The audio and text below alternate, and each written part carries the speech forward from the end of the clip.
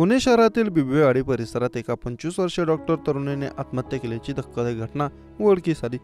ज्या तरुणासोबत लग्नाचं स्वप्न रंगवलं होतं त्याच तरुणाने धोका दिल्याच्या कारणातून पीडित डॉक्टरने विषारी औषध पिऊन आयुष्याचा शेवट केला। या प्रकरणी बिबवेवाडी पोलीस ठाण्यात फिर्याद दाखल केली असून आरोपीला अटक केली आहे। या घटनेचा पुढील तपास पोलीस करतायत। पल्लवी पोपट फडतरे असं आत्महत्या केलेल्या 25 वर्षीय महिला डॉक्टरचं नाव, तर कुलदीप आदिनाथ सावंत असं आरोपी तरुणाचं नाव। आरोपी कुलदीप याने विवाहित असूनही मॅट्रिमोनियल साईट जीवनसाथी.com वर रजिस्ट्रेशन केलं होतं। याच वेबसाईटच्या माध्यमातून त्याने पीडितेशी संपर्क साधला होता। तसेच आपण लग्नासाठी इच्छुक असल्याचं आरोपीनं पीडितेला सांगितलं।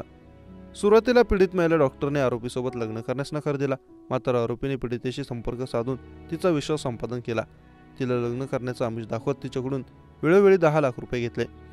ज्यावेळी तरुणीने आरोपीकडे लग्नासाठी विचारणा केली तेव्हा आरोपीने लग्न करण्यास टाळाटाळ करायला सुरुवात केली। तसेच आपण विवाहित असून पत्नी गर्भवती असल्याचं आरोपीने पीडितेला सांगितलं। होणाऱ्या पतीचा हा भूतकाळ समजल्यानंतर पीडित तरुणीला मानसिक धक्का बसला।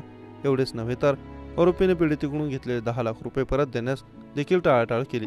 यातून नैराश्य आल्यानंतर पीडित डॉक्टर तरुणीने 7 जानेवारीला क्लिनिकमध्ये विषारी औषध पिऊन आत्महत्या केली। या प्रकरणी आता पीडित तरुणीच्या वडिलांनी बिबवेवाडी पोलीस ठाण्यात फिर्याद दाखल केली।